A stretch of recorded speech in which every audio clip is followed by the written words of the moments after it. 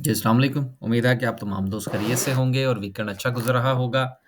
Market की तरफ चलते हैं। जुम्मे वाले दिन मार्केट ने 366 पॉइंट्स का इज़ाफ़ा हुआ। मार्केट इस वक़्त फुली जो है वो कॉन्फिडेंस के साथ और मुस्बत वो क्या कहते हैं जी रिपोर्टिंग के साथ आगे बढ़ रही है।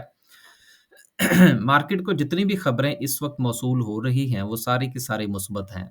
चाहे वो करंट अकाउंट डेफ़िसिट के हवाले से हो, वो भी अच्छी खबरें हैं कि पाकिस्तान का जो तिजारती खसारा है, उसमें थोड़ी कमी वाक़या हुई है। दूसरे नंबर पर अगर हम देखें ऑयल प्राइसेज़ के हवाले से, तो वो भी सूरत-ए-हाल इतनी बुरी नहीं है इस वक़्त। तीसरे नंबर पर आ जाती है बात पाकिस्तान में डॉलर की कीमत की। वो भी अपनी जगह पर फ़िलहाल स्टेबल है। रोज़ाना की बुनियाद पर उसमें थोड़ा-बहुत जो है वो कमी होती चली जा रही है, जिससे हमारा रुपया मुस्तहकम हो रहा है। ये सारी खबरें जो हैं, ये मार्केट को सपोर्ट करती हैं। लेकिन इसके साथ जो एक सबसे अहम चीज़ है, वो ये है कि क्या डॉलर की प्राइस जो है, वो अगर 250 तक चली जाती है, जिसकी कि काफ़ी हद तक पेशेंगोइयाँ हो चुकी हैं, कॉन्फिडेंस भी है और मार्केट का सेंटीमेंट भी यही है कि डॉलर जो है वो 250 तक चला जाएगा। अब सवाल ये पैदा होता है कि क्या 250 पर वो स्टेबल होगा या नहीं? इस पर जो है वो इंशाल्लाह इस वीडियो के तकरीबन कोई 1 से डेढ़ घंटे के बाद मैं एक वीडियो अपलोड करूँगा, जिसमें हम इस मामले को डिस्कस करने की कोशिश करेंगे कि क्या जो डॉलर का मामला है 250 वाला वो वहाँ पर उसको स्टेबिलिटी मिल सकती है या नहीं? अब आते हैं स्टॉक मार्केट की तरफ वापस। स्टॉक मार्केट में इस वक़्त जो सिचुएशन है, जैसा कि अभी हमने पहले बात की कि सेंटीमेंट जो है वो इस वक़्त मुस्बत है। 366 पॉइंट के इज़ाफ़े के साथ जो सर्किट ब्रेकर की सिचुएशन है, इसमें माशाअल्लाह से 14 कंपनीज़ अपर कैप हैं, जिसमें काबिल-ज़िक्र बहरहाल हमारा ऑटोमोबाइल सेक्टर ही है, जिसमें पार्क सुज़ुकी है, सैज़ियो है, एच-कार है। जो काबिल-ज़िक्र कंपनीज़ हैं, वो अभी अपर कैप में ही हैं। मार्केट में जो ये सारी की सारी आप इसको स्पेकुलेशन कह लीजिए, आप इसको पॉज़िटिविटी कह लीजिए, आप इसको कुछ भी कह लीजिए। अभी जो गाड़ियों की कीमतें हैं पाकिस्तान में, वो फ़िलहाल तो कम नहीं होंगी। गो कि लकी मोटर्स ने थोड़ा इसमें हिस्सा डाला है और प्राइसेज़ को कम किया है, लेकिन बाकी कंपनीज़ जो हैं, वो अभी इस मामले में आगे नहीं आ रहीं। उसकी एक वजह शायद उनके यहाँ प्रोडक्शन का ना होना भी है।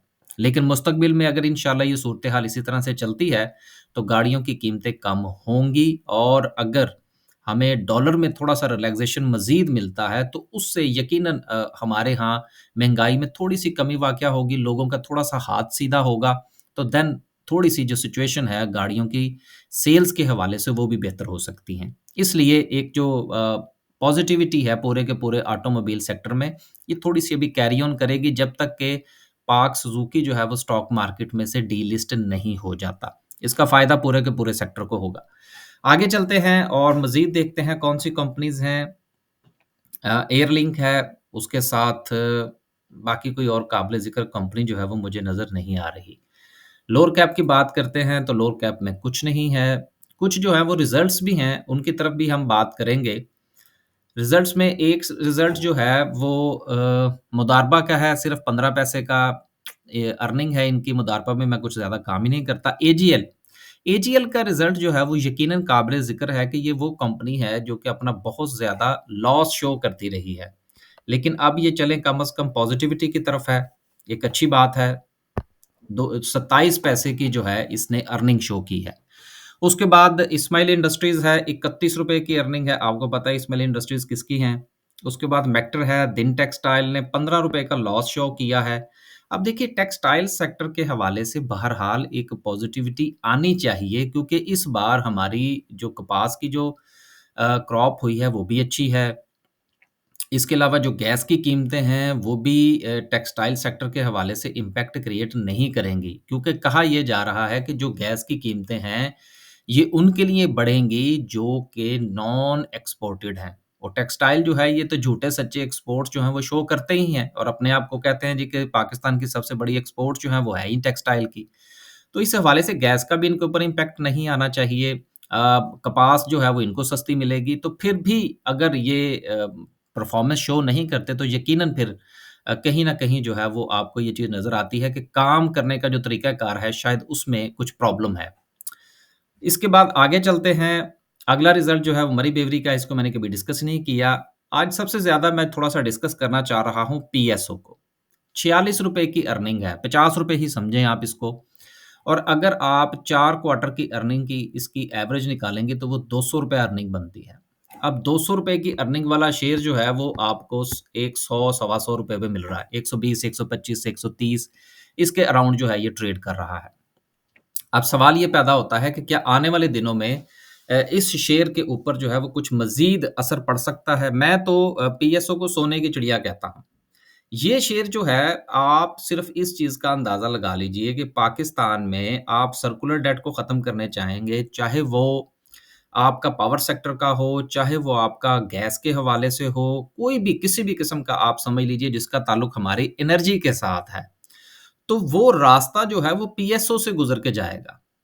उसकी वजह ये है कि अगर आप एलएनजी की इम्पोर्ट की बात करें या आप ऑयल की इम्पोर्ट की बात करें, तो उसमें जो कंपनी सर-ए-फ़हरिस्त है, जो कि इंटरनेशनली बाय कर रही है या पेमेंट्स कर रही है, तो वो पीएसओ ही है।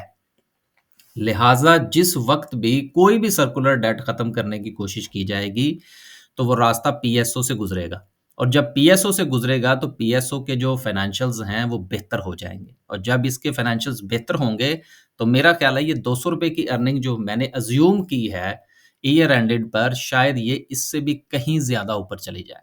तो जब ये चीज़ें ऊपर चली जाएँगी, तो फिर यही शेयर जो कि आपको 130 या 135 पे मिल रहा है, अगर आप इसको मल्टीपल पर जाएँगे, जिस जिस तरह से कि मैं अक्सर एक बात कहा करता हूँ कि स्टॉक मार्केट में किसी भी चीज़ का कोई थंब रूल नहीं है। जिस तरह अक्सर सवालात मौसूल होते रहते हैं, जी बताइए जी कि जो कोई भी शेयर जो है उसकी फेयर प्राइस कैसे निकालते हैं? इस पर मैं थोड़ी-सी 2 मिनट बात करता हूँ, फिर हम आगे चलते हैं। अब देखिए फेयर प्राइस तो आम तौर पर जो निकलती है, वो 5 के मल्टीपल और 10 के मल्टीपल पर निकलती है कि जितनी किसी शेयर की ईपीएस हो, उसको आप मल्टीप्लाई बाय 5 और मल्टीप्लाई बाय 10 करें अकॉर्डिंग टू सेक्टर के वो किस सेक्टर का शेयर है। अब देखिए अगर इसी शेयर को आप देख लें इसकी ₹40 की अर्निंग है, अगर आप इसको रोते-धोते ₹5 के मल्टीपल पे भी करें, तो फिर ये ₹200 का शेयर बनता है। लेकिन ये 130, 135 पर भी लोग खरीदने को तैयार नहीं है। क्या वजह है? अब देखिए वो जो एक फ़ॉर्मूला या एक अंडरस्टैंडिंग है फेयर प्राइस निकालने की, वो तो फिर यहाँ पर आके फ़ेल हो जाती है ना, क्योंकि यहाँ पर फिर सेंटिमेंट आ जाता है, मुल्क के हालात आ जाते हैं, कंपनी की सिचुएशन आ जाती है। जगह जहाँ-जहाँ कंपनीज़ का पैसा फँसा हुआ है, वो सारे के सारे फैक्टर्स आ जाते हैं। तो इसलिए मैं ये बात जो कहता हूँ अपनी वीडियोज़ के अंदर कि देखिए स्टॉक मार्केट में किसी भी चीज़ का थंब रूल नहीं है। आपने किसी एक फ़ॉर्मूले की बुनियाद पर अगर आप तमाम शेयर्स के ऊपर उस फ़ॉर्मूले को अप्लाई करने की कोशिश करेंगे, तो वो उसके ऊपर पूरा न नहीं उतरेगा। आपने इंडिविजुअल कंपनीज़ को देखना है और उनके इंडिविजुअल सर्कमस्टांसेस को देखना है, तब जाके आप उनकी फेयर प्राइस जो है, वो अज़्यूम कर सकते हैं, कैलकुलेट नहीं कर सकते। तो उम्मीद है कि आज की इस बात से आपको फेयर प्राइस के हवाले से और पीएसओ के हवाले से थोड़ा-सा आइडिया हो गया होगा कि आने वाले दिनों में सिचुएशन कैसी हो सकती है। आगे चलते हैं और बात करते हैं आज की कैंडल की। आज से मुराद जुमे वाले दिन कैंडल माशाल्लाह बहुत अच्छी कैंडल थी, वॉल्यूम बहुत अच्छा था। मार्केट को मुकम्मल तौर पर पॉज़िटिविटी ना सिर्फ़ कि मौसूल करवाई जा रही है, बल्कि मौसूल हो रही है। अब सवाल ये पैदा होता है कि आने वाले दिनों में मार्केट का अगला लेवल जो है वो क्या होगा? अगला लेवल मार्केट का 53,000 का है। इस वक़्त मार्केट 51,000 के करीब ट्रेड कर रही है।